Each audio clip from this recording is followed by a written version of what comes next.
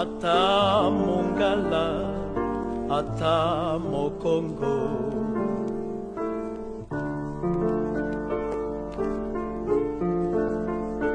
Ozali kaka na monoko moko, ozali se na maboko mibale, ozali kaka na makolo mibale. Aïe! Yone Moïbie, Moïbie Moka Petrol, 32 ans de pouvoir, Moka et Songissima, Nakiki Bakoko Bakaka, Kobi Manbanda, Mamena Bino Yelekito, Yango Wana Tolobi. Ça va pas. ¿Qué está pasando?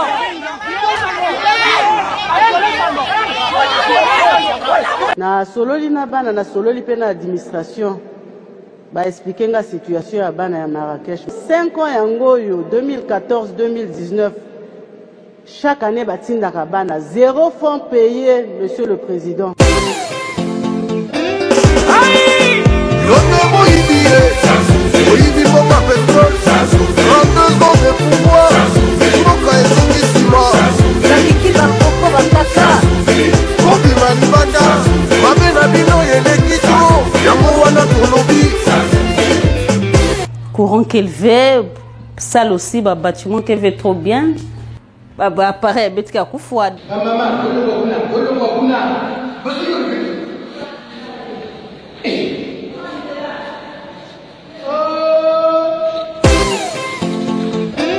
Aïe! Yone Moïbie, Moïbie Moka Petrol, 32 ans de pouvoir, Moka et Songissima, Nakiki Bakoko Bakaka, Kobi Manbanda, Mamena Bino Yelekito, Yango Wana Tolobi. Attention au laboratoire national de santé publique. Nous sommes vraiment marginalisés, avec 12 mois d'impayés de salaire. Nous manifestons parce que nous avons accumulé 12 mois d'arriérés de salaire. On est fatigués, nous avons faim. Nos enfants sont déscolarisés. On est fatigués d'être stressés, intimidés. Aïe! Yone Moïbie, Moïbie Moka Petrol, 32 ans de pouvoir, Moka et Songissima. Il y a même 15 ans masque bascavé. Donc mon awambo même anis na kona sumba maz. Ta ba SNE, kuza pesa ka facture. Mambo malonga bete talada ba facture, ba pesa mbongo, mais ba pompe ko marui. Moka et Songissima, Nakiki Bakoko Bakaka, Kobi Manbanda, Mamena Bino Yelekito, Yango Wana Tolobi. Mais l'argent là qu'on prenait dans nos bulletins, ça a été partout. Nous sommes déjà au 3e âge. C'est notre argent qu'on a économisé. Pourquoi ne pas nous donner ça? On meurt de faim. Nous sommes devenus des mendiants. Moka et Songissima, Nakiki Bakoko Bakaka, Kobi Manbanda, Mamena Bino Yelekito, Yango Wana Tolobi.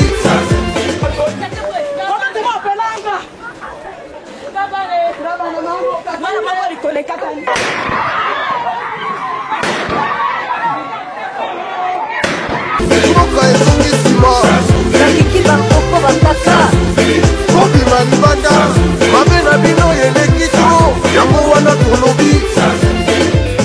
Le permis Ngoki pourrait, à terme, et si les données sont confirmées, rendre possible la mise en valeur d'un gisement situé à la périphérie des zones humides séquestrant les tourbières. Moi j'ai fini sur ton pouvoir, ça fait déjà 32 ans. Donc moi j'ai maintenant 19 ans, je dois laisser le pouvoir. Aïe! Yone Moïbie, Moïbie Moka Petrol, 32 ans de pouvoir, Moka et Songissima, Nakiki Bakoko Bakaka, Kobi Manbanda, Mamena Bino Yelekito, Yango Wana Tolobi.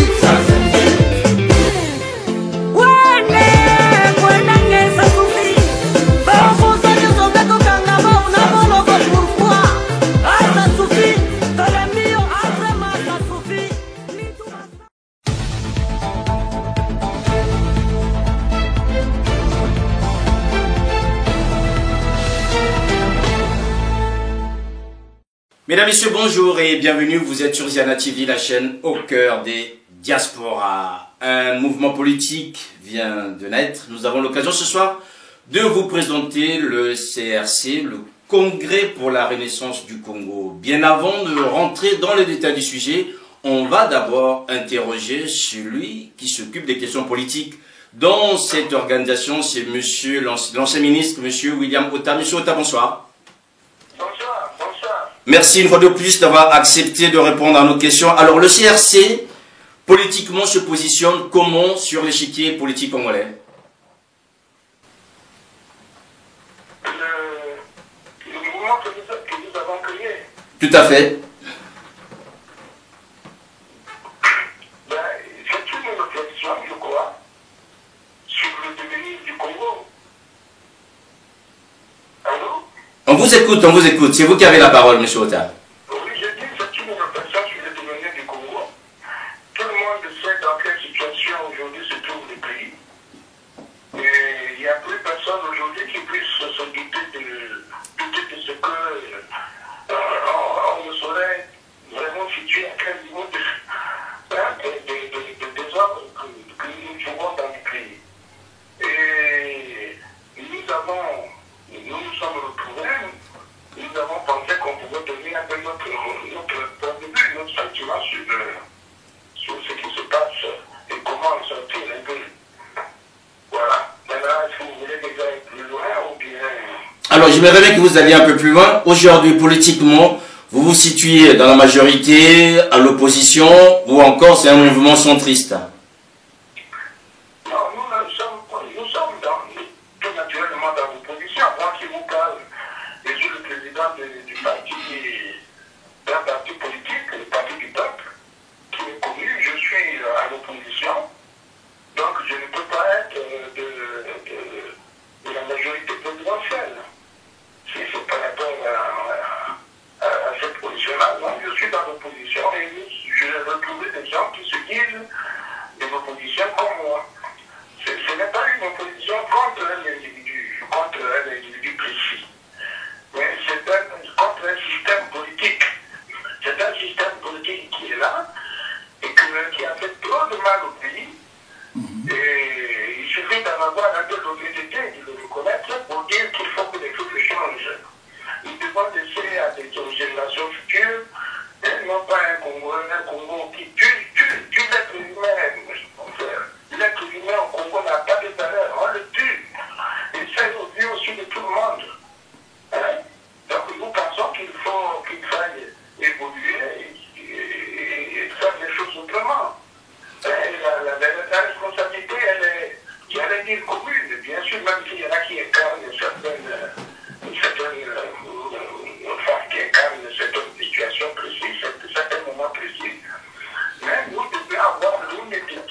Les gens de notre génération doivent avoir le plaisir de dire qu'on s'est trompé. Comme on ne peut pas faire autrement, on dit on s'est trompé. Nous avons un frère comme Sassou, qui est président de la République, déjà plus de 40 ans. Bon, mais au fond de lui-même, tel qu'il est là, tel que enfant issu d'un père et d'une mère, et un être humain. Bon, est-ce que c'est normal? De quelles conditions a-t-il pu venir pour se retrouver 40 ans président d'un pays? Il peut dire, je me retire, je ne me présenterai pas aux prochaines élections. Et puis, il veut qu'on se retrouve. Il veut qu'on se retrouve. Mais vous allez vous retrouver avec des gens qui sont en prison. Monsieur Ota, s'il vous plaît. A-t-on besoin d'être au CRC pour entendre ce que vous nous dites là, puisqu'on l'entend déjà depuis quelques années maintenant? Est-ce qu'on a besoin d'être au CRC pour demander à Sassou de ne pas se présenter en 2021? Ce qu'il faut dire, c'est que aujourd'hui, les Congolais, ont du mal à comprendre que c'est une responsabilité commune. S'il y en a qui prennent le devant comme nous le faisons, ce que nous leur demandons aujourd'hui, ce n'est pas d'aller tuer Sassou. Nous leur disons que M. Sassou n'a pas été élu démocratiquement. Ça fait plus de 40 ans que ce frère va être président. Moi, j'ai son âge. Ce n'est pas normal. Qu'est-ce qu'il a fait de plus pour être là, s'il vous plaît? Non. C'est parce qu'il s'est organisé comme ça. Ses frères lui ont laissé la place. Il est devenu président comme ça. Mais qu'il faut qu'il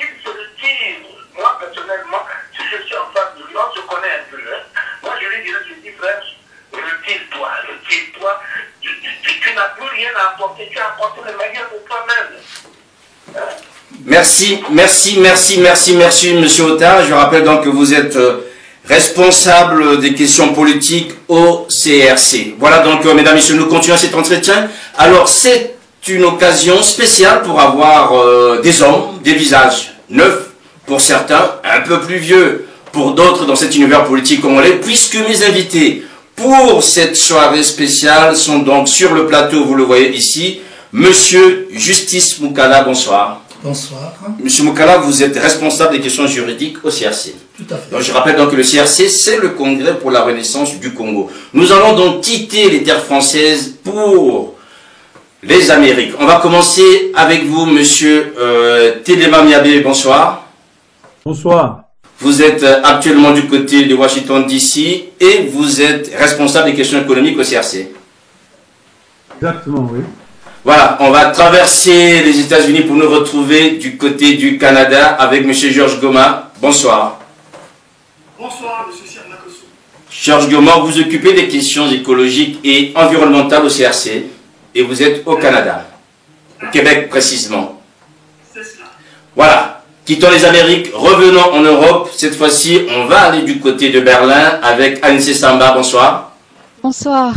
Merci d'avoir accepté Anissé Samba. Vous êtes la seule femme ce soir et vous êtes responsable de la communication du CRC. Vous êtes installée en Allemagne. C'est vrai, c'est exact. Voilà. Comme vous êtes la seule femme autour de ces mâles, j'aimerais d'abord vous poser la première question. Le Congrès pour la Renaissance pour vous, aujourd'hui, qu'est-ce que ce mouvement apporte, notamment dans le domaine qui est le vôtre, par rapport à la communication politique que nous connaissons ici, notamment dans le milieu congolais? Il faut voir le CRC comme avant tout une plateforme où tous les résistants au système actuel peuvent se retrouver et créer des synergies qui vont permettre de démanteler le système en place. Comment? Mais allez-y. Démonter le système en place comment? En créant des synergies, c'est-à-dire que le CRC, c'est une plateforme qui doit réunir les résistants au système actuel. Donc, des synergies vont être créées par la symbiose de toutes les énergies des résistants. Très bien. La symbiose de toutes les énergies. Et aujourd'hui, vous vous occupez aussi non seulement de la communication, mais vous êtes aussi le visage de la jeunesse au sein de ce mouvement. Comment vous posez des questions de jeunesse aujourd'hui quand vous voyez, je dirais, le Congo et sa diaspora?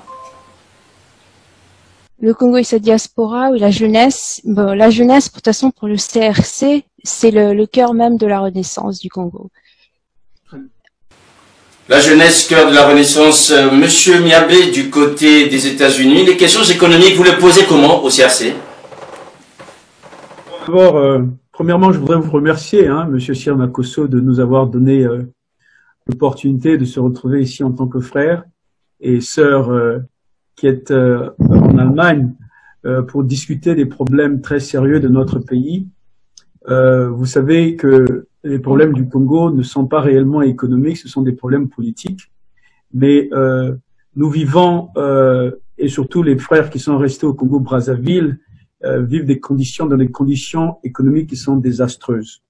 Donc d'abord, je voudrais m'incliner aussi par rapport à toutes ces personnes qui ont été massacrées par rapport à tout ce que nous avons vécu dans notre pays, au Congo. Je voudrais m'incliner par rapport à la situation des gens qui souffrent en ce moment. Au moment où on vous parle, il y a des enfants qui naissent à l'hôpital général dans des conditions désastreuses. Au moment où on vous parle, il y a des gens qui n'ont pas de quoi manger au Congo. Au moment où on vous parle, il y a des gens qui sont malades, mais qui peuvent pas acheter de médicaments, par manque de médicaments, par manque d'argent. Au moment où on vous parle, la situation du Congo est catastrophique, elle est désastreuse. Situation économique, oui. Au CRC, comme Anissé Samba a su lui dire, c'est un nouveau mouvement qui existe en fait depuis longtemps, mais qui a décidé maintenant de sortir, d'émerger. Et nous sommes une synergie de plusieurs groupes et de plusieurs structures. Nous sommes des militants du Congo qui veulent la libération de notre pays. D'abord, donc, avant de répondre à votre question par rapport à la question économique, je voudrais juste faire une petite genèse par rapport à cela. Il faut voir que M. Sassou Nguesso est arrivé au pouvoir en 1997. De 1997 jusqu'à en 2002, il a eu une certaine transition où il y a eu une certaine stabilité politique d'une certaine façon. En tout cas, en 2002, il a mis en place une constitution qu'on a appelée la constitution du 20 janvier 2002, avec des restrictions de mandat et de termes où M. Sassou Nguesso devrait rester normalement d'après sa propre constitution jusqu'en 2016. Mais malheureusement, comme vous le savez, il a violé sa propre constitution. Donc en 2016, il revient sur sa constitution qui était claire et qui disait simplement que le président de la République a le droit de soumettre au référendum tout projet de loi portant sur les garanties des droits et des libertés fondamentaux, tout projet de loi portant sur l'action économique et sociale, tout projet de loi portant pour ratifier un traité, etc. Monsieur Sassou Nguesso est revenu sur cela, il a changé la constitution et nous avons les problèmes que nous avons eus. Aujourd'hui, donc, pour dire qu'il y a eu une certaine stabilité politique, une certaine continuité politique. Et M. Sassou Nguesso a eu le temps, avec les millions et les milliards de dollars qui sont rentrés dans les caisses de l'État, il avait la possibilité, disons, de développer le pays. Prenons des exemples. En 2010, par exemple, de 2000 à 2010, par exemple, il y a eu au Congo, grâce à la croissance des prix du baril du pétrole, il y a eu des excédents budgétaires qui étaient énormes. Vous comparez en comparaison, vous prenez un pays comme le Sénégal, qui, dans la même période de 2000 à 2010, avait en fait des déficits budgétaires. Vous prenez la Côte d'Ivoire, la même chose de 2000 à 2010, la Côte d'Ivoire avait des déficits budgétaires. Le Congo, excédent budgétaire. En 2008, le Congo fait des excédents budgétaires de près de 28% de son produit intérieur brut. En 2008 aussi, par un miracle jusqu'à présent qu'on n'arrive pas à comprendre, le Congo est rentré dans un programme sans financement qu'on appelle SMP, Staff Monitored Program. Dans ce programme, pour être éligible au programme PPTE, le Congo, grâce à la magouille d'un agent corrompu du Fonds monétaire international, en l'occurrence Yaya Moussa, a falsifié les comptes et le Congo a atteint ce qu'on appelle le point d'achèvement, c'est-à-dire le point où les administrateurs de la Banque mondiale et du Fonds monétaire se retrouvent pour décider si le Congo a satisfait aux conditionnalités qui lui avaient été imposées. Donc le Congo, en 2010, reçoit une suppression de sa dette de 5 milliards de dollars. 5 milliards de dollars de suppression de sa dette. Donc je sais que vous voulez me poser d'autres questions, mais je dois expliquer un peu cette genèse qui est très importante, qu'on doit comprendre. En 2016, donc le Congo reçoit une suppression de sa dette en 2010, et en 2016, le budget du Congo est de 4 500 milliards de francs CFA. 4 500 milliards de francs CFA. Le seul pays qui a un budget qui est beaucoup plus important en Afrique francophone, c'est la Côte d'Ivoire qui est à 5 000 milliards de francs CFA. Et la Côte d'Ivoire a elle a une population de 5 fois plus importante que la population du Congo-Brazzaville. Le Sénégal, qui était deuxième avec un budget de 3 300 milliards de francs CFA, et a une population 4 fois plus peuplée que la population du Congo-Brazzaville. Ce que je veux dire ici, c'est quoi? C'est que le Congo, pendant la période de M. Sassou Nguesso, a eu à sa disposition des milliards et des milliards de dollars qui sont rentrés dans les caisses de l'État. M. Sassou Nguesso est passé dans les chaînes de télévision pour nous dire que l'argent des excédents budgétaires avait été placé dans un compte qu'on appelle l'argent des générations futures. En 2016, le Congo arrive à une dette de son produit intérieur brut qui est de 120% de son produit intérieur brut. 120%. Et quand on voit ça en 2016, on considère simplement les dettes qu'elle a contractées sans qu'on compte plutôt les dettes qu'elle a contractées avec des compagnies privées. Si on prend ça en considération, on arrive à peu près à 170% de la production intérieure brute. En même temps, pendant qu'on a eu des excédents budgétaires qui rentraient dans les caisses de l'État, toutes les constructions que nous avons eu à faire au Congo, certains d'entre eux, elles ont été exagérées. C'est-à-dire que le montant une surfacturation qui a été faite dans les constructions que nous avons eues. Pourquoi? Parce que c'est un gouvernement, un régime qui est basé sur la gabegie. Pendant ce temps-là, on a volé des milliards et des milliards de dollars qui sont rentrés dans leurs comptes, qui ont été placés dans les caisses, dans les paradis fiscaux, qui ont été placés en Chine, partout dans le monde. On a appauvri le Congo pour renforcer les autres pays. Et aujourd'hui, au Congo, nous avons un peuple qui souffre. Les Congos meurent dans la misère la plus dégradante. Donc nous, au CRC, nous disons simplement ceci. Le Congo, c'est notre patrimoine commun. C'est notre héritage que nous avons reçu de nos parents. Les membres du CRC sont en majorité au Congo-Brazzaville. Ils sont partout dans le monde, mais en majorité, nous sommes au Congo-Brazzaville. Et aujourd'hui, nous devons, en tant que peuple congolais, nous mettre debout pour combattre ce système qui est là, en fait, pour détruire le Congo. Et nous n'allons pas laisser une telle situation se faire. C'est le peuple congolais qui doit prendre en charge son avenir. Nous avons un gouvernement qui est irresponsable, qui a abusé de son peuple. Le Congo n'a jamais été aussi riche pendant la période où M. Sassou Nguesso au pouvoir, et les Congolais n'ont jamais été aussi pauvres. Donc, combien de temps allons-nous laisser cette situation continuer de la sorte? Le CRC est un mouvement qui existe depuis longtemps, qui est resté en cachette, et aujourd'hui, il a décidé de sortir parce que le CRC veut prendre ses responsabilités vis-à-vis de son peuple de l'Afrique et son peuple du Congo-Brazzaville. Voilà ce que je voulais dire par rapport au problème de la situation économique. Merci. Voilà. Je voudrais finalement Maître Tilema Merveilleux, puisque le plaidoyer sans doute a été assez retentissant, mais je suis dans le regret de dire aussi que ce que vous nous avez dit est déjà connu de tous les Congolais. Hein. Ce qu'on veut comprendre aujourd'hui, vous apportez quoi exactement sur ces questions? Parce que ces chiffres, ces budgets, tout ce que vous avez dit, les Congolais le connaissent, puisqu'il y a autant de rapports, et en même temps, vous connaissez très bien que le FMI nous a quand même permis de bien comprendre ce qui s'est passé là-bas. Je reviendrai avec vous, M. Nabé, sur ce rapport avec le FMI, puisque vous l'avez évoqué. Georges Goma, du côté du Canada, est-ce que vous pensez qu'aujourd'hui, le Congo étant quand même en première ligne avec le Fonds bleu, hier à l'UNESCO, peut-être votre information, le Congo a été élu pour siéger dans les trois organes centraux de l'UNESCO qui s'occupe notamment des questions environnementales. On connaît aujourd'hui la place du Congo. Denis Sassou Nguesso lui-même ne cesse de parcourir la planète afin de revendiquer le Congo comme étant, je dirais, le deuxième ou le troisième poumon de la planète. Comment est-ce que ces questions écologiques et environnementales, Georges Goma, se posent au sein du CRC, en dehors du constat que nous connaissions? Merci déjà de m'accorder la parole depuis la belle province du Québec. Les questions de l'environnement sont très essentielles, évidemment, dans l'approche du CRC. Et alors, comment est-ce que ces questions liées à l'environnement se posent au niveau du CRC?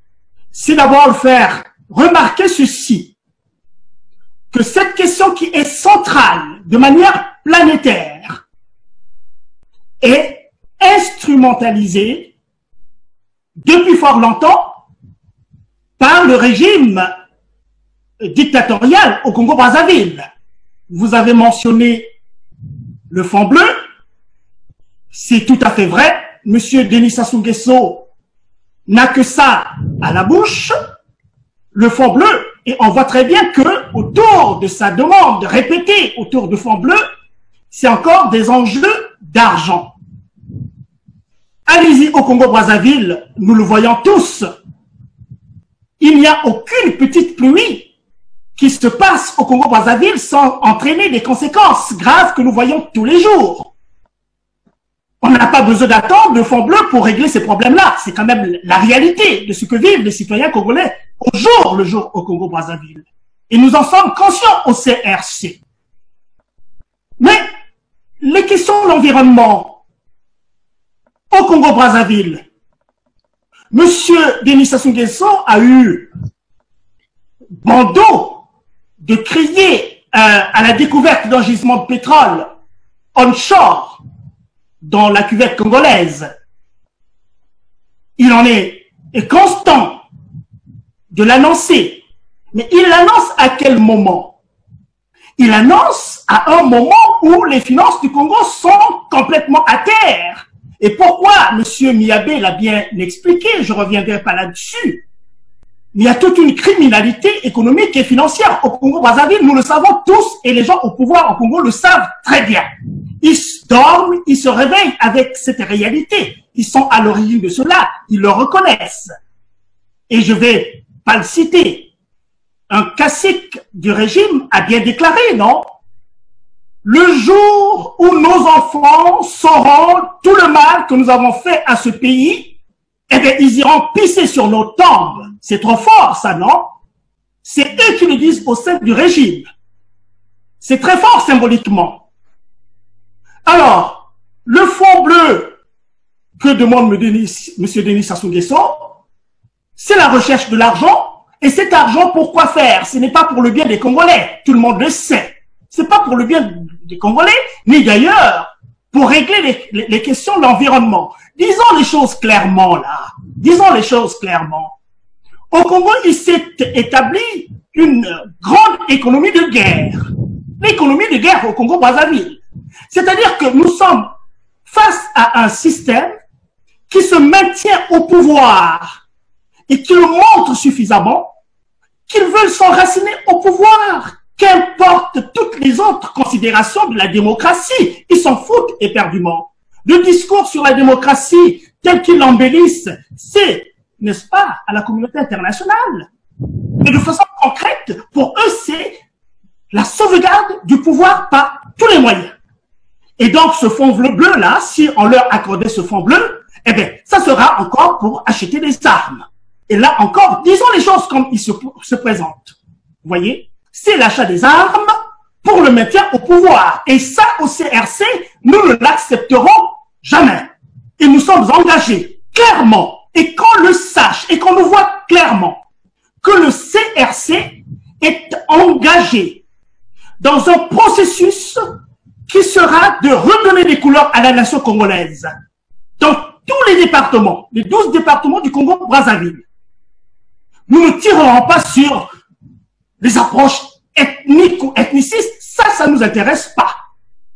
Je pense que tous les Congolais savent très bien l'état des déchéances dans lequel le Congo est. Nous sommes en face d'une situation, d'un État déchu. D'un État déchu qui n'arrive plus à jouer ses fonctions régaliennes. La preuve, c'est l'état de délabrement dans lequel se trouvent tous les Congolais. Et puis je vais aussi peut-être terminer par un autre aspect lié à l'écologie. Je l'ai dit que c'était un enjeu planétaire. Je suis ici au Québec. J'ai été candidat à une élection ici au Québec où j'ai senti comment est-ce que les pays développés prennent à bras le corps cette question liée à l'environnement, le réchauffement climatique.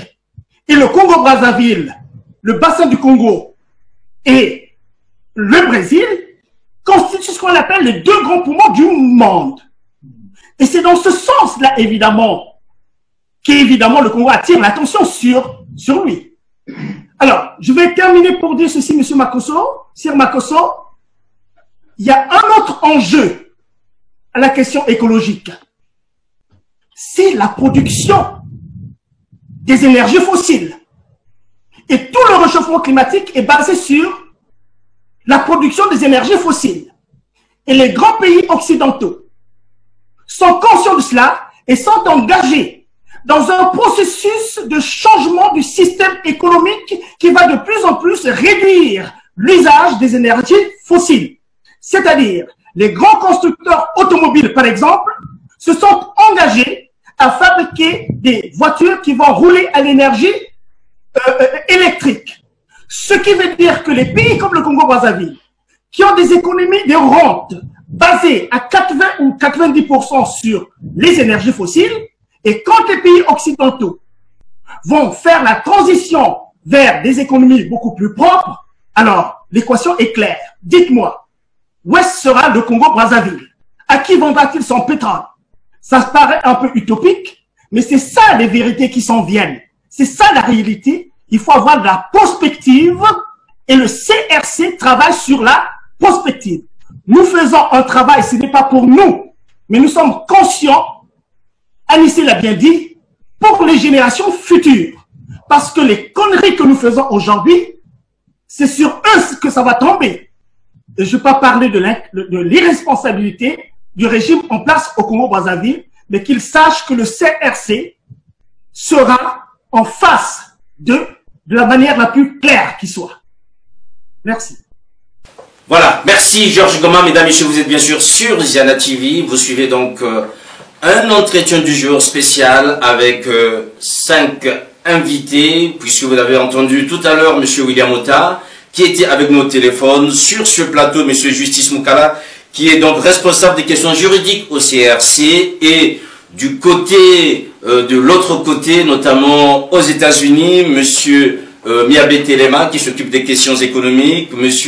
Georges Goma, qui est au Canada, bien sûr, au Québec, s'occupe, lui, des questions écologiques, et Anissé Samba, qui, elle, est à Berlin, en Allemagne, qui s'occupe de la communication du CRC. Alors, Justice Moukala, c'est vrai que les gens qui ont suivi déjà tous ces plaidoirs se dire, mais qu'est-ce que c'est encore ce mouvement ou ce congrès pour la renaissance du Congo, alors qu'on vous connaît déjà assez engagé politiquement ici, notamment au sein de la diaspora. Alors, il faut peut-être présenter ce mouvement, parce qu'on doit se dire qu'est-ce qui se passe à l'approche du dialogue. Tout le monde se bouscule. M. Moukala, que nous connaissions aux assises, se retrouve aujourd'hui en train de coordonner un congrès. Qu'est-ce qui se passe-t-il? Qu'est-ce que c'est le CRC, Justice Moukala?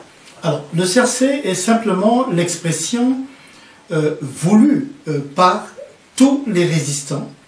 Les résistants qui sont au Congo, il faut se donner une image. Hein. L'image, c'est un iceberg. Et vous avez une partie émergée. La partie émergée, c'est ceux qui se font voir et qui sont au niveau donc, de cette diaspora, qui ont reçu mission de mettre en avant, en exergue, une construction qui existe depuis bien longtemps et qui ne peut avoir cours sur place au Congo-Brazzaville en raison de la situation géopolitique du pays qui fait que finalement, une telle organisation comme la nôtre est dans la visée est claire, c'est de mettre fin au régime dictatorial en place. Vous avez écouté le doyen, notre doyen, le ministre William Ota, qui a fait une projection pour bien montrer que ce problème est un des problèmes importants. On ne peut pas rester plongé, mais vraiment plongé, dans des situations comme celles que nous vivons aujourd'hui, et tous ceux qui sont des résistants dans ce pays. Et vous permettez, M. Makosso, que je m'arrête un instant. Pourquoi je veux m'arrêter un instant? Mais pour vous parler de résistants. C'est-à-dire quand on dit que les résistants sont au Congo, d'autres peuvent penser que non. En 2009, vous avez un ami politique congolais, M. Bruno Osegi, bien connu, qui était très engagé pour contester, pour livrer à la connaissance de l'opinion congolaise et africaine et du monde les contradictions qui s'opéraient dans ce régime, et notamment sur les questions économiques, liées parfois notamment à l'énergie pétrolière. Et vous avez effectivement ce monsieur qui a trouvé la mort, englouti dans des flammes, brûlé, immolé par le régime que nous connaissons. Et ils n'ont même pas pu le secourir, il n'est pas mort seul, vous le savez, il y a sa compagne et 2 enfants. Je parle aussi de M. Régis Batola, que beaucoup doivent connaître, ce jeune de 28 ans, qui a été tué pour la simple raison qu'il vendait la production intellectuelle, des disques et des cassettes, pour répandre juste la nouvelle de la contestation du non à la Constitution en ce moment-là, car c'était le grand débat. Il va trouver la mort dans un commissariat, le commissariat central de police à Pointe-Noire, où il va être torturé jusqu'à ce que mort s'en suive.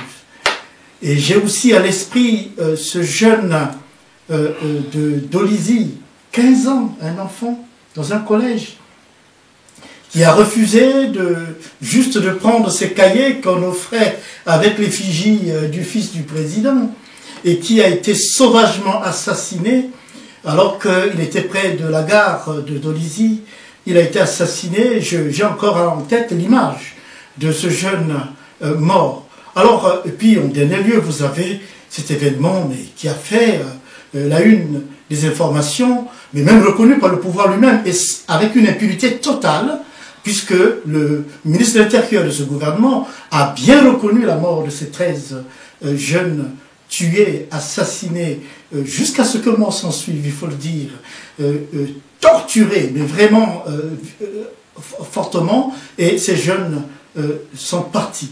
Et c'est ce pays-là que le CRC ne veut pas. Ce pays où la jeunesse est sacrifiée, où la jeunesse est crucifiée. Alors, oui, le CRC se met debout. Les résistants sortent à la tête de l'eau pour dire que maintenant, nous disons que c'en est assez. Nous allons donc nous mettre en mouvement pour créer les synergies dont notre consoeur a parlé depuis Berlin, mais aussi Télema Mabé, pour donner de l'envergure à la résistance des Congolais face à l'oppression que nous connaissons depuis plus de 40 ans. Alors, une oppression connue depuis plus de 40 ans, vous le dites, redonnée au Congo, c'est que l'un des intervenants a dit tout à l'heure. Alors, Justin Kala, est-ce qu'aujourd'hui, qu'est-ce que le CRC apporte comme projet dans cet univers politique congolais qui n'a jamais été fait ou qu'on n'a pas expérimenté jusqu'à ce que vous sortiez de l'ombre, puisque, s'il faut reprendre une expression anglaise, vous faites votre coming out aujourd'hui. Miabé Télama le disait tout à l'heure, que vous étiez caché et que c'était un mouvement qui était plus ou moins clandestin. Aujourd'hui, vous avez au grand jour. Vous apportez quoi concrètement quand on connaît les problématiques qui sont évoquées ici, quand on connaît un peu la boulimie du pouvoir par rapport à ce régime, vous apportez quoi concrètement que les Congolais n'aient pas pu trouver dans l'offre politique actuelle? Alors, je pense que nous allons plutôt aller dans l'idée que nous faisons une synthèse et que l'organisation que nous mettons en place vise à répondre aux éléments pour lesquels vous verrez que la plupart des mouvements qui sont créés, une contestation du régime dictatorial, n'ont pas pu faire aboutir. Car le but pour nous aujourd'hui, c'est d'aller dans l'aboutissement, mais à fond, pour faire aboutir ce projet de contestation et pousser le régime dans ses derniers retranchements pour qu'effectivement l'État s'ouvre et que M. Denis Sassou Nguesso sorte du terrain. Mais comment? D'abord, il faut le rappeler que pour qu'il parte, il nous faut converger l'ensemble des forces. Nous appelons cela la stratégie du fleuve. Vous voyez le fleuve chez nous. Le fleuve n'est fleuve que parce qu'il y a des affluents qui donnent de la puissance à un fleuve. Nous avons le deuxième fleuve parmi les plus grands du monde, mais le deuxième en puissance après l'Amazonie. Donc, l'Amazone plutôt. Et donc, cela veut dire simplement que cette stratégie sert à permettre à l'ensemble des ruisseaux, des rivières, qui vont converger pour donner à notre pays le visage que nous voulons. Mais il s'agit vraiment de le dire. La dynamique qui est la nôtre est une dynamique où il y aura de la symbiose à l'intérieur du pays. Toutes les forces vont converger. Et je vous donne un exemple qui vous permettra de le voir. C'est nous préparons une sortie, notamment qui va avoir lieu le 14 décembre. Et ça sera sur Paris Intramuros. Et vous aurez la possibilité là de comprendre que ce que nous sommes, c'est une stratégie, et une véritable stratégie qui vise, à mettre ce régime par terre. Vous me direz très certainement, mais comment vous allez pouvoir faire alors que ce monsieur, on l'a rappelé, achète des armes, a tout ce qu'il faut, la puissance de l'État pour tout mettre par terre? Non, croyez-moi que la détermination d'un peuple, lorsque elle est au point, rien ne peut s'y opposer. Et vous avez en mémoire ce qui vient de se passer, pour bien le rappeler, au Soudan. Est-ce que, en deux mots plus simples, pour le commun des Congolais, est-ce que vous êtes pour le soulèvement populaire? Il faut bien le dire, nous sommes pour le soulèvement populaire.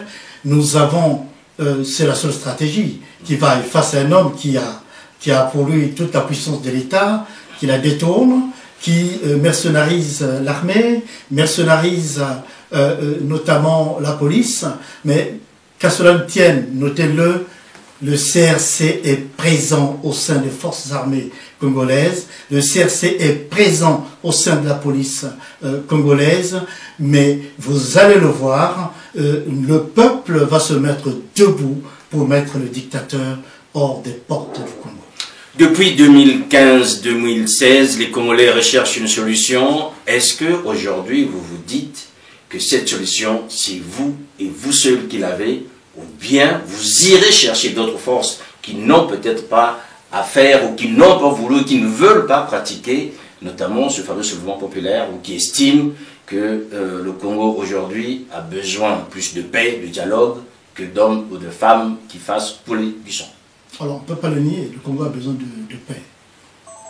Le Congo a besoin de paix, mais cette paix viendra avec notre capacité à drainer le monde pour faire partie. Il n'y aura pas de paix fabriquée par la dictature. Il faut vraiment le comprendre.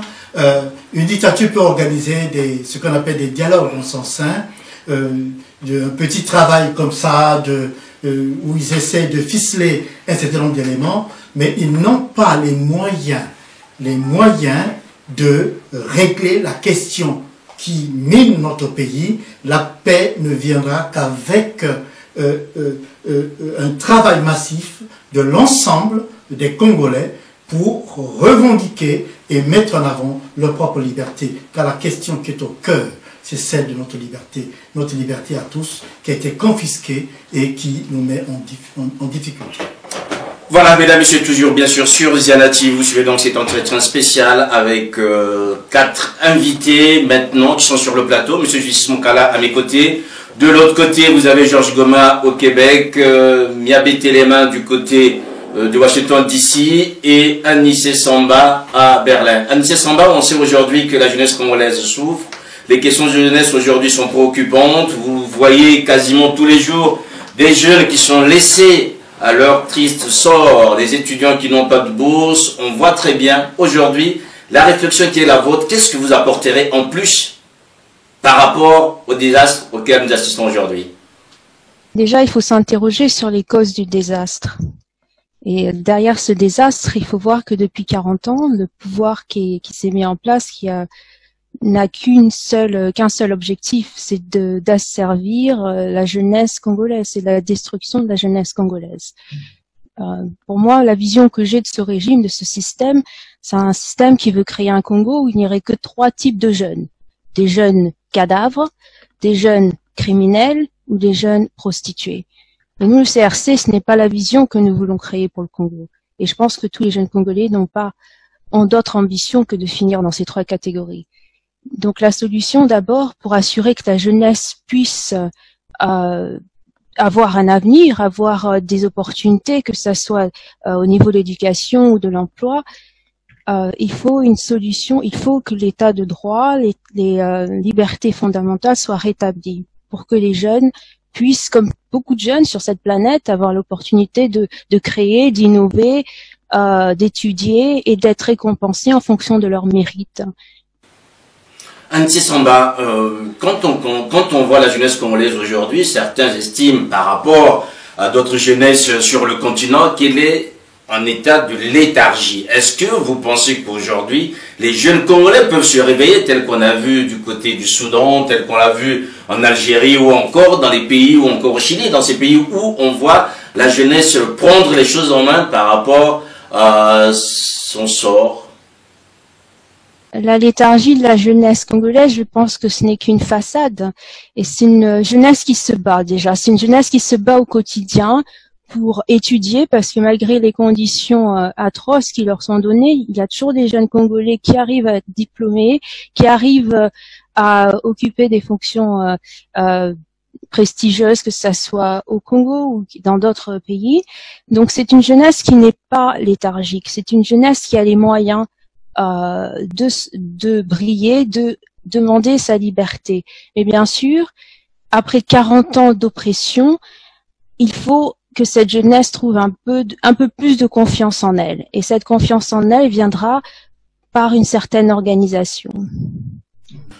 Voilà, retrouver de la confiance, s'organiser. Georges Goma, vous êtes là-bas du côté du Canada. On voit très bien qu'aujourd'hui, on s'approche de la COP25, cette année qui devait avoir lieu normalement au Chili, mais bon, ça va se retrouver en Espagne, je crois. Alors, comment est-ce que vous pensez, vous, aujourd'hui, faire entendre la voix du Congo, puisque vous vous dites désormais que les questions écologiques pour M. Denis Sassou Nguesso ne sont qu'un alibi afin de pouvoir capter les fonds disponibles sur les problèmes environnementaux. Comment est-ce que vous, aujourd'hui, vous comptez faire entendre la voix du Congo par le biais de l'organisation qui est le vote de Congrès pour la Renaissance du Congo pour cette COP 21? COP 25, pardon. Oui, merci de cette question-là. Bon, nous nous souvenons de la COP 21 déjà, hein, là où le Congo est sorti avec autant de François Hollande, je pense. On va pas rentrer dans cette discussion-là. Il y a beaucoup de choses à dire aussi autour de la COP 21, où on nous a rapporté que le régime du Congo-Brazzaville, égal à lui-même, avait financé, soi-disant, cette COP 21. Et c'était sorti dans la presse. On n'a pas des éléments là-dessus. Mais il n'y a jamais de fumée sans feu. Bon. Ben écoutez, l'approche du CRC, comme on a su le dire ici, c'est la renaissance.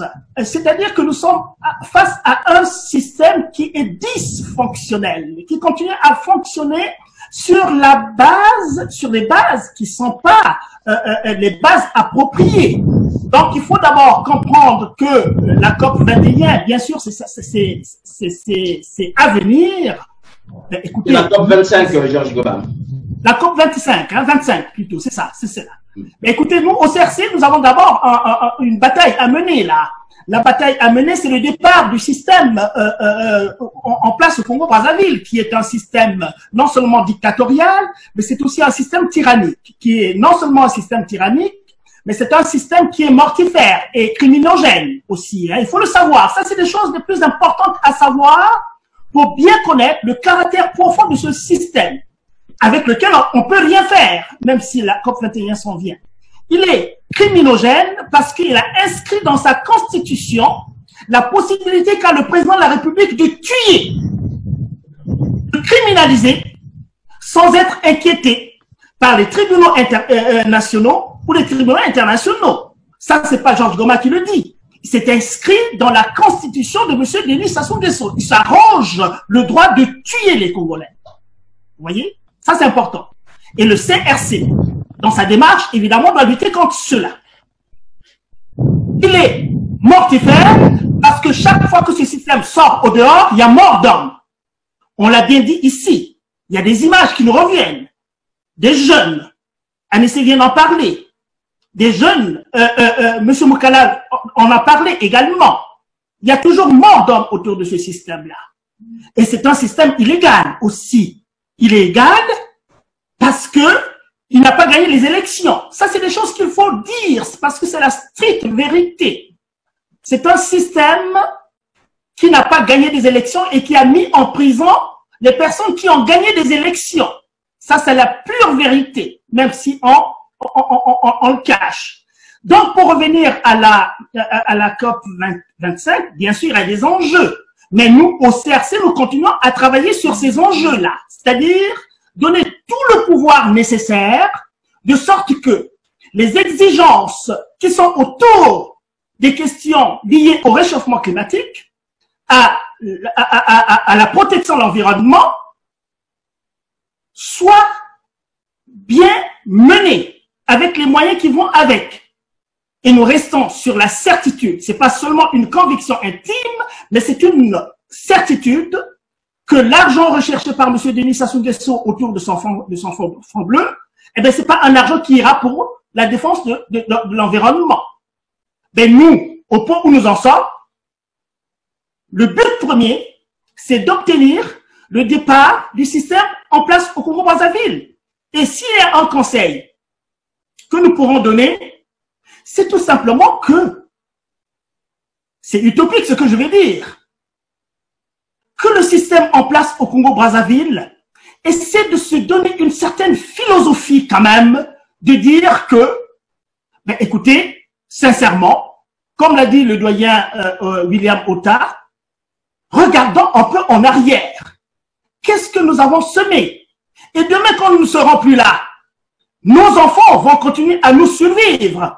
Les enfants de nos enfants vont continuer à nous survivre. Comment seront-ils? C'est moral ce que je dis là. Mais je pense qu'à un certain moment aussi, quand nous abordons les questions politiques au Congo-Brazzaville, il faut mettre à sa place la morale, la philosophie. Et non se laisser entraîner tout simplement par le confort du quotidien, par ce matérialisme à tout craint autour duquel ils sont vautrés, par cette luxure, parce que les responsables politiques au Congo-Brazzaville, on le voit très bien, la fin en soi, c'est l'opulence autour d'eux, une opulence indue. Ils le savent très bien que c'est indu. Et j'ai terminé par là, que ce qui se passe au Congo-Brazzaville, c'est le détournement de fonds publics au su et au vu de tout le monde. Aujourd'hui, vous verrez qu'au Congo-Brazzaville, on ne se cache plus pour détourner de l'argent. Et quand on détourne l'argent public, c'est pas en termes de millions, mais en termes de milliards. Ils le savent très, très, très bien. Alors, comment voulez-vous, sincèrement, qu'on puisse continuer avec un système comme celui-là? Ça n'est pas possible. Ça n'est pas possible. Alors, les gens au pouvoir devaient se dire qu'écoutez, pour une fois, faisons un acte de fond. Déclarons ouvertement que nous ne nous représentons plus. Faisons un monde honorable par rapport à ce que nous avons posé comme acte dans ce pays et laissons ce pays se régénérer, renaître et essayer d'avancer. Si on peut rattraper les autres pays qui sont exemplaires autour de nous, ce serait une bonne chose. Nous le disons sincèrement au CRC, c'est pas l'exercice du pouvoir, mais nous voulons impulser cette sorte de pédagogie citoyenne, cette sorte de pédagogie populaire pour faire comprendre à nos populations que la situation dans laquelle ils se trouvent là, c'est une situation qui a été construite et on peut la déconstruire pour donner des couleurs à cette jeunesse flamboyante, comme l'a dit Anissé, cette jeunesse qui n'est pas une jeunesse corrompue, mais une jeunesse qui est consciente de son potentiel. Et c'est au CRC que nous travaillons, n'est-ce pas, à cette pédagogie citoyenne, de faire comprendre à ces jeunes qu'écoutez, sincèrement, votre libération est entre vos mains. Et c'est clair et net. Nous allons dans cette perspective-là. On a bien compris, Georges Goma. On va repartir donc du côté de Washington DC. Téléma Miabé, alors avec vous, on va revenir sur ces questions économiques parce qu'elles sont quand même essentielles. Le Congo aujourd'hui est en crise, non seulement une crise morale, une crise éthique, mais avant tout une crise économique. On connaît les acteurs à l'origine de cette crise et on connaît aussi les raisons et pour l'instant, on ne sait pas où se trouve la solution. Le FMI est passé au Congo il y a quelque temps. Cet accord a été obtenu d'arrache-pied par le Congo. Le FMI est revenu pour faire un premier bilan. C'est un bilan mitigé. L'argent devrait être versé. Aujourd'hui, déjà, vous, du côté du CRC, est-ce que vous pensez ou vous admettez la thèse selon laquelle que finalement le FMI sert aujourd'hui de ballon d'oxygène à ce pouvoir, alors qu'on sentait où on se disait qu'il était fini? Aujourd'hui, les 45 millions qui étaient versés lui ont déjà permis de pouvoir faire quelques programmes. Aujourd'hui, l'attente est très très forte pour la deuxième partie. Est-ce que vous pensez aujourd'hui que le FMI est un allié objectif du pouvoir de Sassou, ou bien vous vous dites cette organisation, cet organisme ne fait que son job? Merci mon frère pour la question. Bon, il est vrai que pour nous qui subissons ce gouvernement de Sassou Nguesso, nous avons des questions fondamentales avec le Fonds monétaire international. Le Fonds monétaire international a ce qu'ils appellent les articles d'agrément, qui en fait est la constitution ou disons les statuts du Fonds monétaire international qui disent que l'organisation doit apporter assistance à tout pays membre. Et en réalité, le Congo est un pays membre, donc par conséquent, si elle a des difficultés, le pays a des difficultés, il est dans l'obligation du Fonds monétaire international sur certaines conditions de lui venir en aide. Et c'est ce qui a été plus ou moins fait. bien sûr qu'il faut satisfaire un certain nombre de conditionnalités. Et comme vous le savez, pendant qu'il y a eu les débats du Fonds monétaire international, nous, en tant que structure, nous nous sommes opposés à ce que le Congo reçoive de l'argent. Le Fonds monétaire international, vous le savez, a la représentation de plusieurs pays.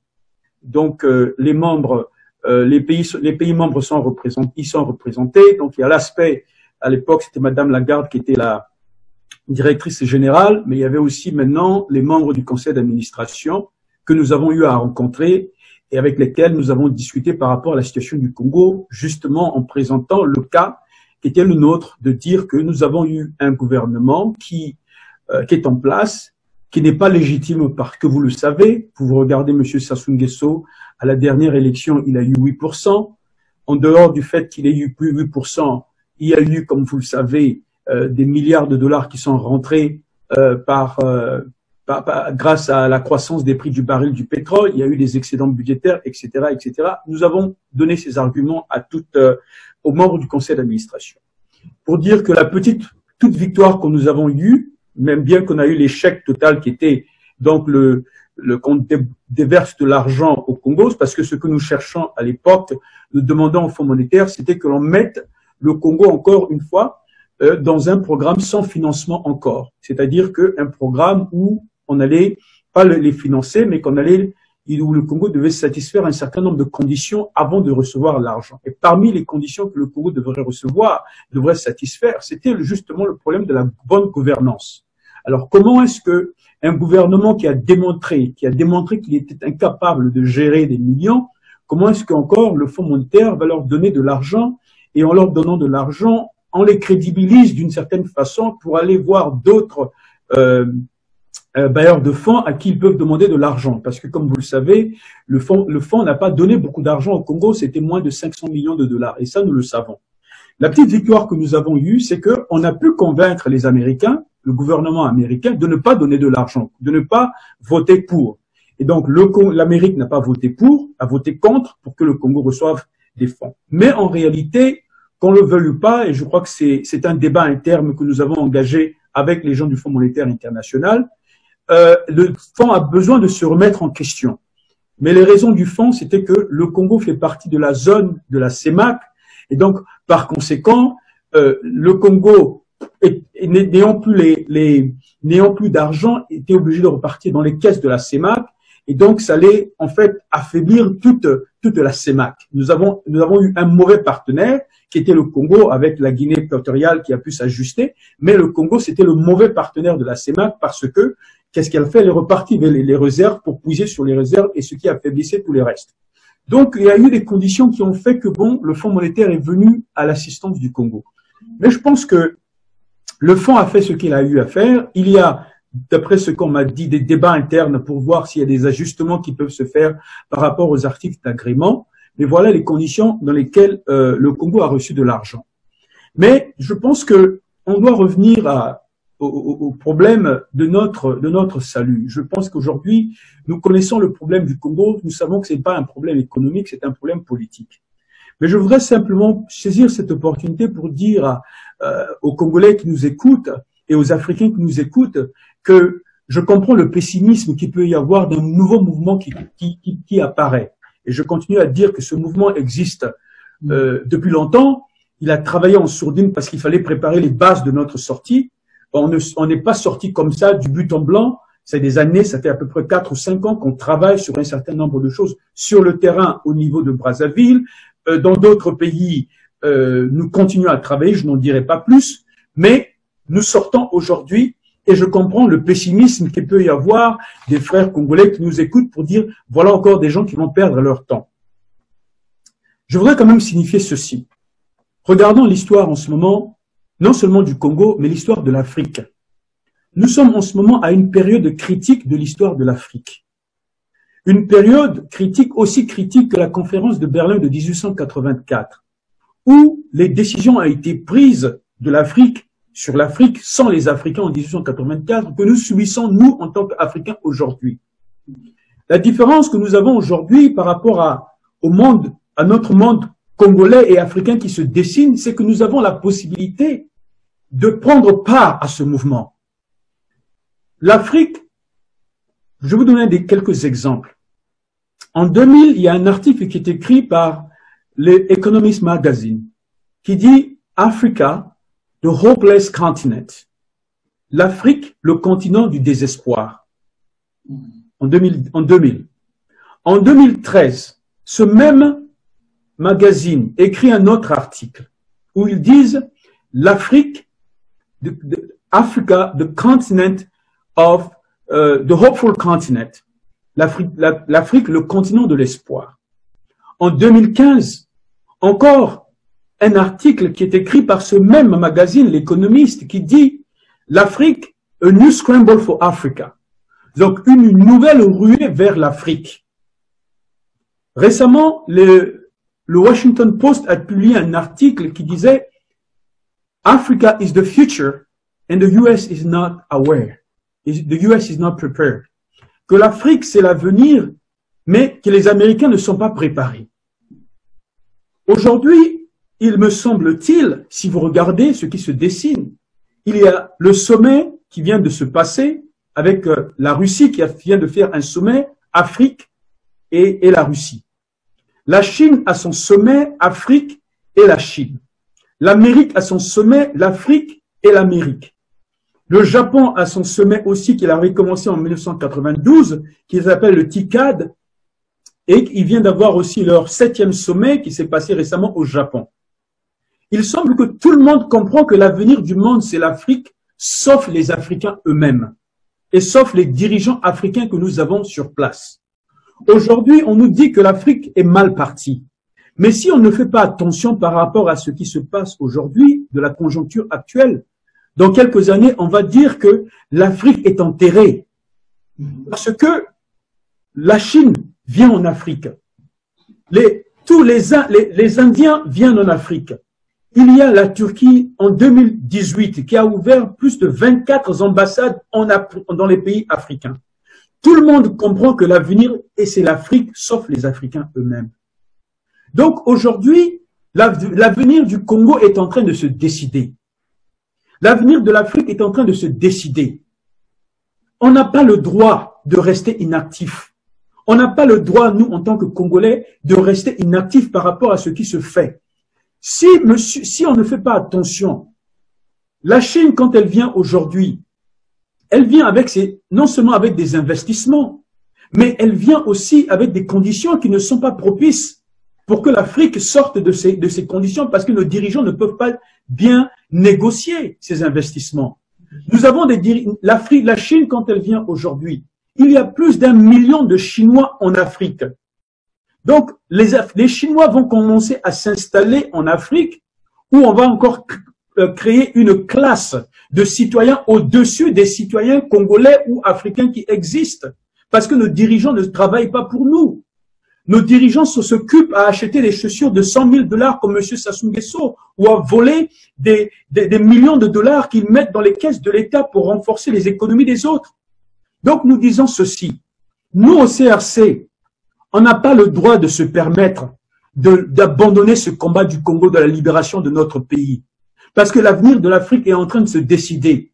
Et que si on ne fait pas attention en tant qu'Africains, on va être des citoyens de 2e, de 3e classe dans nos propres pays. Donc nous disons que, quand vous regardez aujourd'hui la situation du Congo-Brazzaville, des gens, le sac de foufou, prenons des cas clairs, le sac de foufou est entre 30 000 à 45 000 francs. Les hôpitaux sont dans des états délabreux. Les écoles ne fonctionnent pas. 1 kilo de riz, 50 kilos de riz est à 16 000 francs CFA. Le poisson que les gens mangent là, le mousseka, 3 mousseka, c'est 2 000 francs. Et les salaires sont à 120 000. Quand les gens tombent malades, ils peuvent pas aller à l'hôpital parce que les hôpitaux ne fonctionnent pas. La jeunesse du Congo est sacrifiée, le peuple congolais est sacrifié. Donc, et on va rester comme ça assis à attendre que M. Sassou Nguesso s'en aille. On n'a pas le choix. Le CRC existe et le CRC est au Congo-Brazzaville. Peuple congolais, on a ras-le-bol. Ras-le-bol d'avoir un gouvernement qui pille et pendant ce temps-là, alors qu'on a suffisamment de biens pour que notre pays, les 12 régions de notre pays, fonctionnent normalement, mais nous avons un gouvernement qui pille, qui tue, qui vole, et on doit le subir. À quel titre? Donc, le Congo, je continue à le dire, c'est notre patrimoine commun. On ne peut pas se permettre de le laisser mourir de la sorte. On doit se battre jusqu'à ce que la victoire arrive. Et la victoire arrivera. Si Mobutu est parti, si Saddam Hussein est parti, si Kadhafi est parti, si le président du Soudan est parti, Sassou Nguesso partira. Et c'est à nous, aux Congolais, de le faire partir. Et le CRC, c'est un mouvement qui vient d'être créé, mais qui existe depuis. Et j'invite aux frères du Congo-Brazzaville de ne pas être sceptiques, mais de se mettre debout contre ce système et de nous joindre, parce que c'est seulement ensemble qu'on va pouvoir faire partir ce gouvernement incapable. Voilà, en entendant que ce gouvernement incapable ne parte, nous restons encore ici avec vous pour quelques minutes. Alors, Justice Mokala, on comprend très bien qu'aujourd'hui, votre parti ou encore votre mouvement affiche des ambitions louables. Sauf que vous-même, vous êtes non pas nouveau dans ce combat, puisque vous participez il y a encore quelques temps en tant que membre des assises. Oui. Nous vous avons déjà reçu ici à ce titre. Et vous savez aussi depuis quelque temps qu'au sein de la diaspora, il y a un foisonnement d'initiatives afin qu'on arrive à apporter une solution à la situation du Congo. Vous le savez aussi vous-même, c'est qu'en ce moment, deux sujets, on a évoqué ici notamment un qui taraude les Congolais, notamment l'environnement politique, c'est le dialogue et l'élection de 2021. Comment est-ce que vous, au CRC, sur ces deux questions, vous vous positionnez? Est-ce que vous pensez qu'il faut aller aux élections en 2021? Si oui, dans quelles conditions?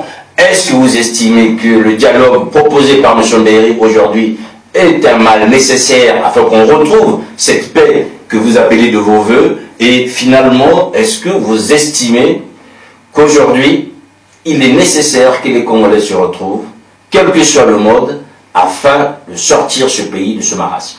Alors, nous avons une autre solution que l'élection présidentielle, qui semble-t-il pointe à l'horizon, et puis ce fameux dialogue qui est encore servi.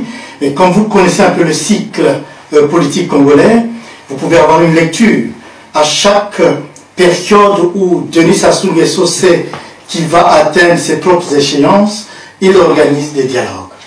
Et aucun dialogue n'a fonctionné parce que tout cela se passe à l'intérieur d'une dictature.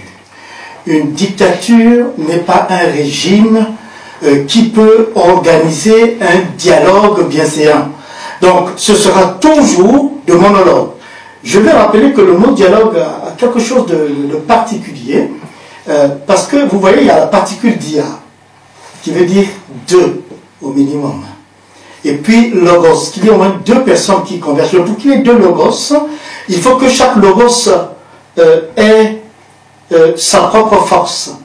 Mais ce qui n'est pas le cas dans le cas d'une dictature, c'est la pensée. Et je vais vous donner un point simple de repère. Hein.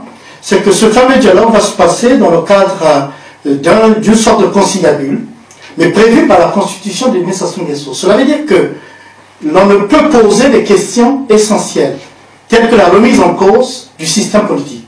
Parce que remettre en cause le système politique, ce n'est pas possible, puisque ce n'est qu'une structure consultative qui aura à remettre des documents au président qui validera. Donc, ce premier point juridique est important pour que chacun le comprenne, qu'il n'y a pas de portée à ce type de dialogue, casser des monologues. Non, ce que nous voulons, ce n'est pas d'aller aux élections, mais je vais préciser un point. Hein.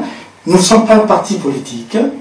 Nous sommes une organisation, ou pour bien le dire, un mouvement qui est composite, qui renforce les capacités, qui est là pour renforcer les capacités des forces combattantes, des forces résistantes au Congo, pour mettre à terre le système. Et très concrètement, tout à l'heure, M.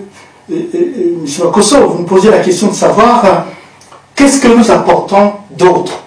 Puisque c'est vrai, nous sommes des acteurs sur la place de Paris, il y en a d'autres qui sont des acteurs au Congo, mais comprenez-le, en réalité, le CRC est créé pour renforcer, c'est la particularité que nous allons apporter, renforcer la détermination de la population à pouvoir se trouver des forces pour mettre à terre ce système.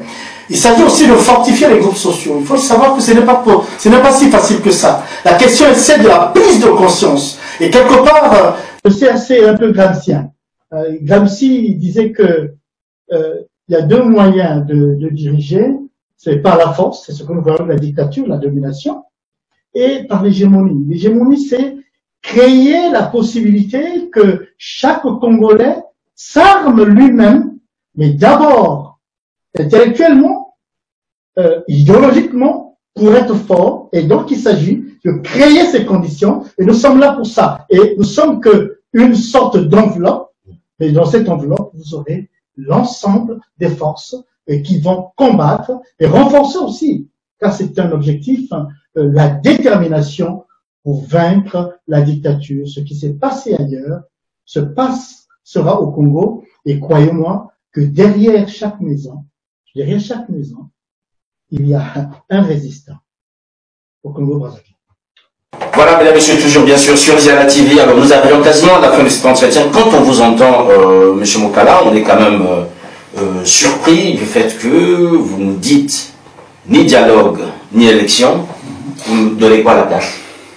Nous donnons, en mettant en avant la capacité de mobilisation des Congolais pour rendre les Congolais conscients qu'aucune élection n'est valide dans le cadre d'une dictature.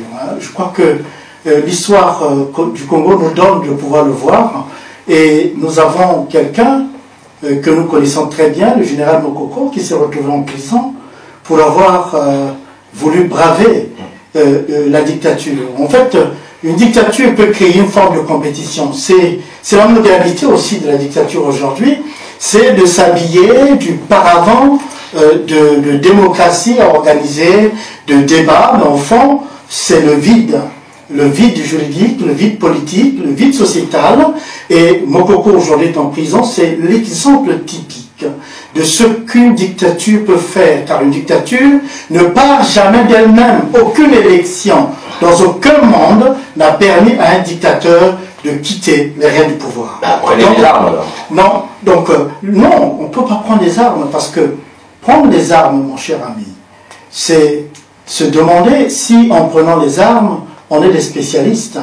Et si on prend les armes, et si on est des spécialistes, est-ce que le coût humain que cela peut impliquer est travaillé? Est-ce que la violence pour la violence, parce que c'est un peu ce cycle qui risque de se faire, la violence pour la violence, et là, mon esprit va vers un panafricaniste qui vient de nous quitter, le professeur Albert Rugeret, qui disait que la violence pour la violence est destructrice non seulement de l'objet, mais elle est aussi destructrice du sujet. C'est-à-dire que l'homme se perd dans ce processus. Et c'est pour cela que toutes les grandes révolutions qui se passent aujourd'hui se font avec, primairement, un soulèvement. Que la force vienne après, mais elle viendra dans le sens de nous appuyer. Et vous avez vu en Tunisie, l'armée a pris parti pour le débat de la population. Alors, donc, si je comprends bien, au CRC, ni dialogue, ni élection, mais soulèvement. Soulèvement populaire pour faire partir cet homme, et nous sommes là pour créer les conditions pour que la stratégie du fleuve, le fleuve va gronder, et je peux vous le dire, l'œil du volcan est déjà ouvert. En attendant que cet œil reste ouvert, est-ce que vous-même vous restez ouvert à d'autres initiatives de la diaspora? Vous savez quand même qu'en ce moment, il y a aussi une autre initiative pour une transition sans dénonciation des sceaux. Il y a une initiative concernant une conférence nationale BIS. Il y a une initiative concernant les primaires de la diaspora. Dans tout ça, vous retrouvez quoi? Est-ce que pour vous, toutes ces initiatives font partie de cette fameuse synergie que vous réclamez, ou bien vous vous dites, mais écoutez, chacun pour sa gueule, il suffit que ça se parte? Très concrètement, notre lecture politique, on met fin au régime de dénonciation des sceaux. Il s'en va par un mouvement populaire dans lequel les citoyens prennent leur destin en main. Deuxièmement, nous organisons une transition politique avec l'ensemble des forces résistantes. Avec au sens dénonciation des sceaux, parce qu'il y en a aujourd'hui qui disent une transition sans dénonciation des sceaux, qui est soutenue par des hommes que vous connaissez bien. Comment voulez-vous, tout à fait, oui. Ils ont bien raison. Comment voulez-vous organiser une transition avec celui qui est l'auteur de la mort du pays. Il fallait sans doute le dire, donc vous soutenez cette démarche. Ah, mais cette démarche est une démarche qui est louable. Et ce sont nos amis. Et donc, il faut bien vous le dire, là-bas aussi, vous avez des membres du CRC. Donc, retenez-le bien que les débats se font parce qu'on sait qu'il faut renforcer les capacités de connaissance du terrain politique congolais. Et là, effectivement, nous allons arriver à quelque chose de bien. C'est notre conscience, la conscience.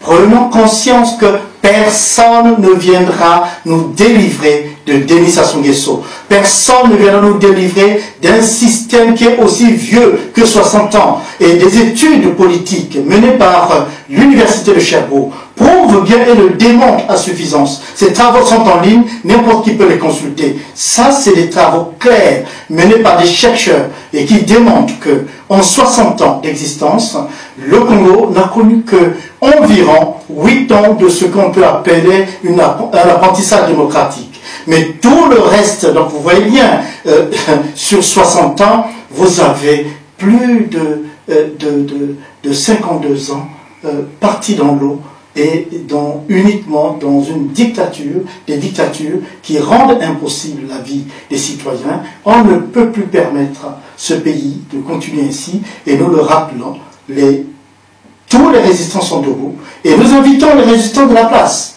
à venir avec nous le 14 décembre pour dire le message de la résistance à l'ensemble des Congolais.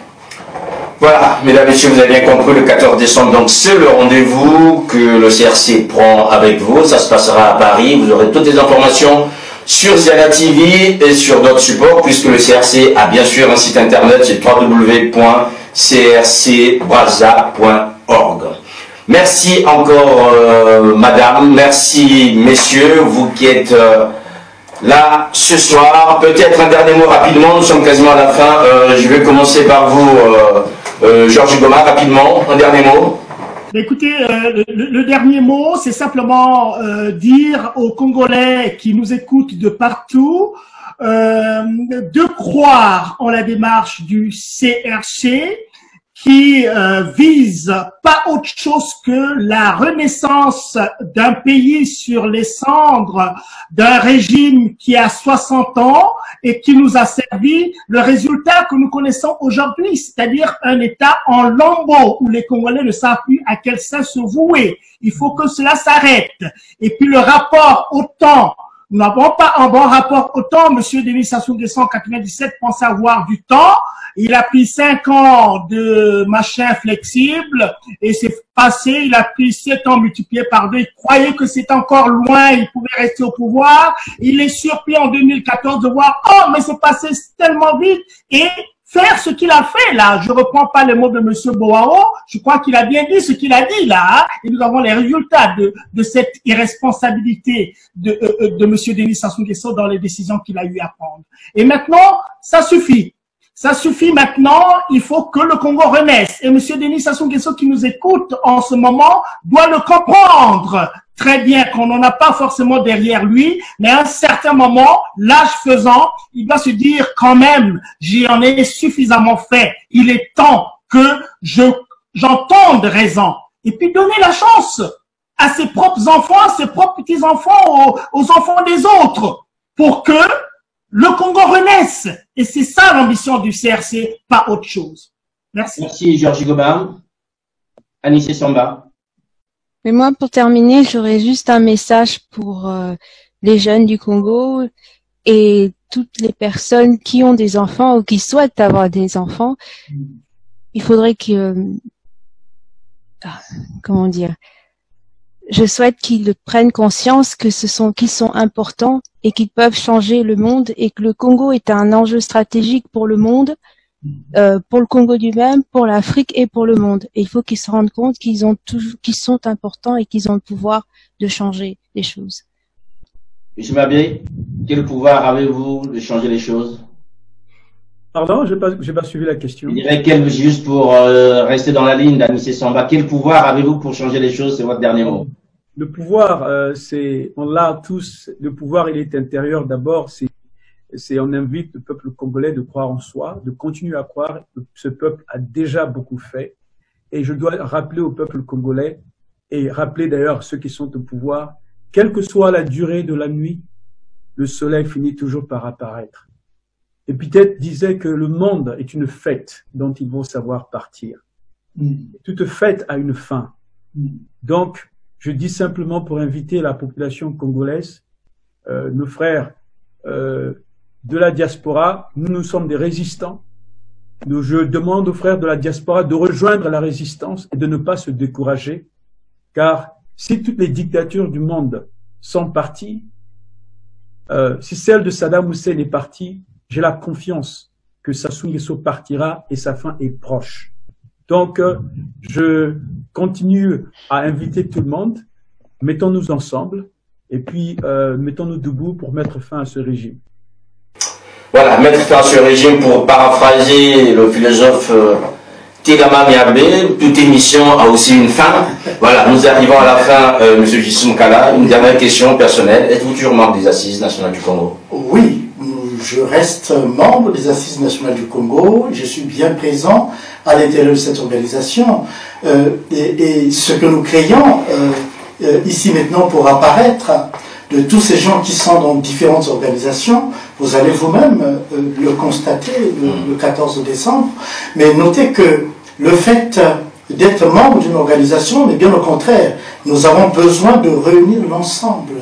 Est-ce que c'était pas l'ambition des Assises au départ? Alors, c'était très certainement l'ambition des Assises au départ, ouais. Mais vous avez certainement pu voir aussi que, d'une façon critique, parce qu'il y a toujours une lecture que l'on doit avoir, les Assises ont eu une histoire, et une histoire qui a fait quand même que de la force avec laquelle elle est arrivée en 2014-2015, on voit aujourd'hui une certaine forme d'éparpillement.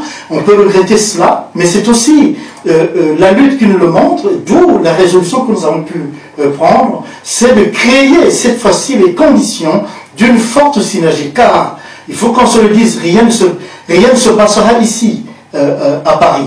Sassou sera chassé au Congo. Et il faut que désormais que chacun le comprenne.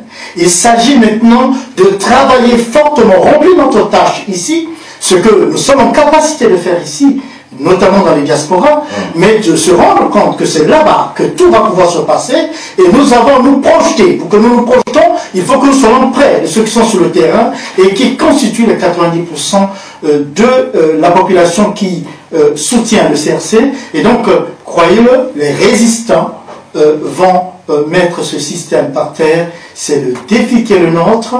Tout est dans la conscience de la mobilisation, et nous allons mobiliser les individus et bien sûr les organisations. Est-ce que la mise sur orbite du CRC ne consacre pas finalement l'échec des Assises?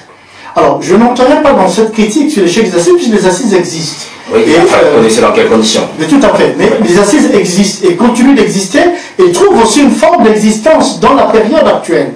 Et donc, nous avons l'énergie à converger vers ce processus que nous lançons avec une stratégie claire. C'est les synergies claires entre la diaspora ou les diasporas congolaises, Afrique, Asie, Amérique, Europe et l'intérieur du Congo. Je rappelle que cela était aussi dans les Assises. Oui, il y avait une vision, mais effectivement à ce niveau-là, nous n'avons pas pu finaliser et aller plus loin. Il faut se rendre compte que le terrain congolais est difficile, d'où l'utilité effectivement d'une nouvelle stratégie avec de vrais résistants qui sont sur place au Congo et qui nous ont demandé de prendre le chemin de l'élection du CRC comme organisation.